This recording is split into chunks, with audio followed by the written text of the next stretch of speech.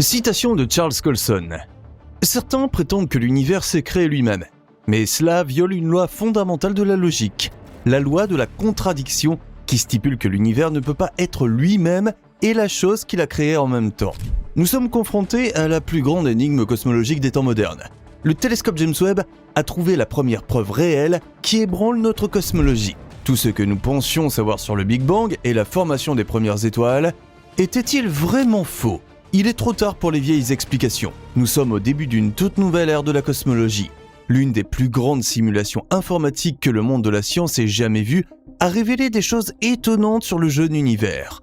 Mais cette expérience peut-elle vraiment expliquer tout ce que le télescope James Webb nous montre ? Charles Colson croyait fermement que nous vivons dans un univers basé sur la logique et la rationalité, où tout peut être prouvé par des faits et des chiffres. Mais a-t-il vraiment raison lorsqu'il affirme que l'univers ne peut pas être à la fois créateur et création ? Le fait est qu'en cosmologie, toutes les théories que nous avons construites pendant des décennies sur les lois de la logique et de la physique commencent à vaciller. Certains vont même jusqu'à affirmer que depuis le lancement du télescope spatial James Webb, nous nous trouvons sur les décombres de l'ancienne physique. Cela est dû à certaines galaxies qui sont si anciennes et si parfaites que selon les anciennes lois de la cosmologie, elles ne devraient même pas exister. Mais peut-être que notre univers ne suit tout simplement pas les lois auxquelles nous croyons depuis des années. Les chercheurs du monde entier s'efforcent de trouver des réponses et la théorie des explosions d'étoiles pourrait fournir une nouvelle explication sérieuse sur la façon dont les galaxies brillantes et très développées brillaient déjà dans l'espace quelques centaines de millions d'années seulement après le Big Bang. Les galaxies impossibles sont un problème. Revenons à l'été 2022. Le télescope James Webb était la nouvelle superstar de l'astronomie. Des milliers de scientifiques et de passionnés de l'espace attendaient avec impatience les premières images. La toute première image a secoué la communauté scientifique. Au début, tout le monde a été enthousiasmé par la netteté et les dimensions de l'image. Mais ensuite est venu le choc.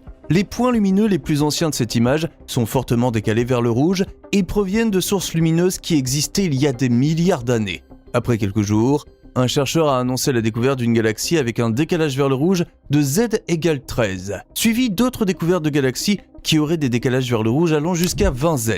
Les galaxies avec des décalages vers le rouge d'environ 13 Z ont existé entre 200 et 300 millions d'années après le Big Bang. Mais c'est là que se pose le problème du modèle standard précédent de la cosmologie. Selon ce modèle, les galaxies achevées ne devraient apparaître que 1 à 2 milliards d'années après le Big Bang. Après une longue période d'obscurité totale dans l'univers, l'âge de la rayonisation a lentement fait entrer la lumière dans l'univers. Les premières étoiles ont émis un rayonnement intense dans l'environnement, rendant transparent le brouillard omniprésent de gaz d'hydrogène. Cette phase a marqué un tournant dans l'histoire de l'univers, jetant les bases de la formation de structures complexes à partir desquelles d'autres étoiles, galaxies et amas de galaxies ont ensuite émergé. C'est ainsi que l'univers primitif, sombre et opaque est devenu un cosmos éclairé, dynamique et en constante évolution. Selon ce point de vue, 1 à 2 milliards d'années après le Big Bang, il y avait probablement tout au plus les premières galaxies naines qui sont devenues des galaxies de plus en plus grandes par le biais de fusion au cours d'1 milliard d'années supplémentaires. Cependant, James Webb nous montre des galaxies à fort décalage vers le rouge qui étaient déjà structurées de manière complexe et très lumineuse 200 à 300 millions d'années après le Big Bang. Le modèle de la flambée des étoiles explique-t-il la formation des galaxies ? Et si l'univers, dans son ère le plus sombre et la plus ancienne, avait été théâtre d'un feu d'artifice cosmique si différent des anciennes théories ? Après les découvertes fracassantes du télescope James Webb, les scientifiques ont nourri les meilleurs ordinateurs du monde avec les données nouvelles. Le résultat a été l'une des simulations informatiques les plus complètes du développement de l'univers primitif. À l'aide des nouvelles données du James Webb, les programmes ont calculé des scénarios qui expliquent l'existence de galaxies impossibles tout en adhérant au Big Bang et au développement progressif du cosmos. Dans les nouvelles explications, la lumière a été créée par une explosion spectaculaire de la formation d'étoiles. Les scientifiques appellent ce phénomène « explosion d'étoiles » et nous connaissons bien ces régions de formation extrême d'étoiles dans l'univers actuel. Dans l'univers primitif, une telle naissance d'un grand nombre de nouvelles étoiles, semblable à un feu d'artifice, aurait pu transformer l'univers initialement sombre en une mer brillante de lumière et de matière en un temps beaucoup plus court. L'idée de la formation stellaire en rafale offre un nouveau regard sur les mécanismes qui sous-tendent la formation des premières galaxies et suppose que la formation stellaire n'a pas eu lieu dans un flux constant. mais dans des rafales massives. Au cours de ces explosions stellaires, d'énormes quantités de gaz et de poussière se sont condensées sous l'influence de leur propre gravité et ont enflammé un grand nombre de nouvelles étoiles à une vitesse record, remplissant leur environnement d'une lueur éclatante. Les galaxies précoces et les très avancées, découvertes par James Webb, se distinguent notamment par leur forte luminosité. Les galaxies sont beaucoup plus brillantes et plus massives que leur jeune âge ne le laisse supposer. Et cela pourrait être une indication de rafales épisodiques et violentes de formation d'étoiles. Des simulations informatiques détaillées à l'appui de ce modèle calculent une dynamique nouvelle et complexe entre le gaz, la poussière et le rayonnement des jeunes étoiles.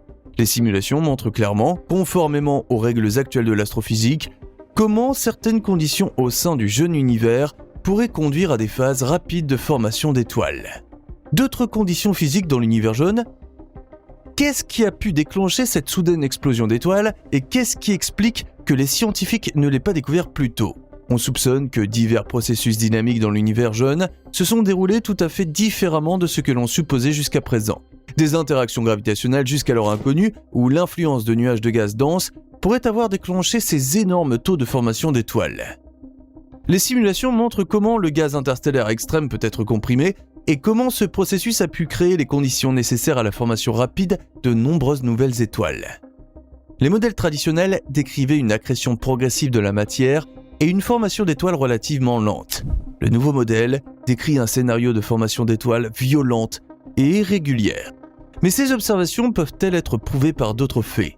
La crise a été déclenchée par les observations à haute résolution réalisées par le télescope spatial James Webb, qui nous ont montré que les galaxies étaient présentes bien plus tôt et qu'elles évoluaient plus rapidement que ce que l'on supposait jusqu'à présent. Les simulations semblent plausibles à première vue, mais si l'on regarde la situation dans son ensemble, la nouvelle idée a un hic. Les anciens modèles étaient basés sur des observations des mouvements des galaxies, du fond diffus cosmologique et du comportement de la lumière. Ils prenaient toutes les données connues ensemble et calculaient en remontant jusqu'à des événements tels que le Big Bang et l'âge des ténèbres. Les calculs ont fonctionné jusqu'à ce que James Webb nous montre autre chose. Cependant, ces facteurs fondamentaux de la cosmologie nous disent autre chose. L'univers doit être largement homogène, c'est-à-dire uniforme, dans ses structures de base. Les énormes explosions stellaires sont des événements très inhomogènes en raison de leur concentration extrême en un seul point et de leur intensité. Elles ne peuvent avoir été qu'une exception dans l'espace jeune, mais pas la règle. Il est possible que, sans le savoir, nous avons orienté le nouveau télescope spatial vers une région de l'univers où la formation d'étoiles en rafale était prédominante. Mais il faudrait alors qu'il y ait aussi des régions qui présentent une structure évolutive linéaire et homogène, et jusqu'à présent, rien ne le prouve. Les explosions d'étoiles se produisent généralement dans des régions où la densité de gaz et de poussière est particulièrement élevée, ce qui entraîne la formation rapide d'étoiles. Ces régions sont bien sûr intégrées dans le tissu plus large de l'univers, où l'uniformité doit prévaloir à l'échelle cosmique. Si l'on considère une image plus large, les extrêmes de l'évolution stellaire rapide devraient se fondre dans une structure homogène plus large.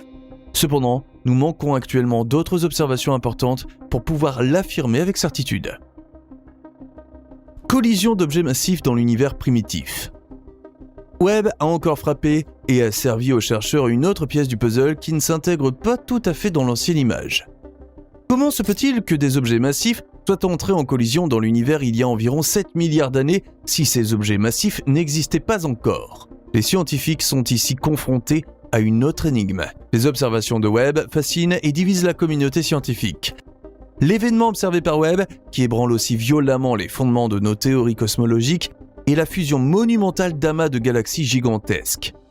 Le télescope spatial James Webb a révélé une collision colossale qui a conduit à la formation de l'amas de galaxies El Gordo. Selon le modèle cosmique standard, les galaxies se forment d'abord lentement et fusionnent sur des milliards d'années pour former des structures de plus en plus grandes.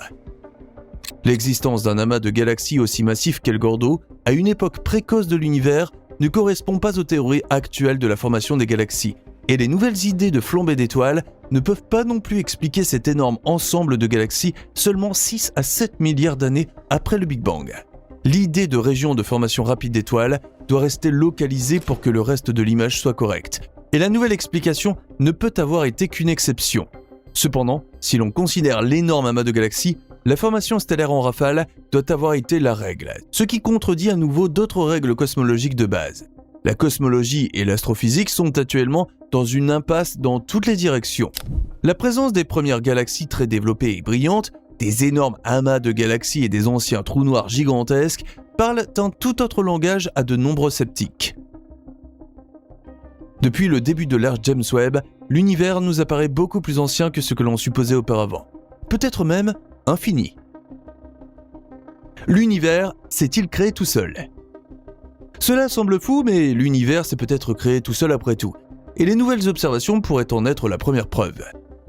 Toutes les observations impossibles et le vacillement des anciennes explications de la physique classique pourraient conduire à une ouverture qui nous apporte enfin la grande théorie des champs.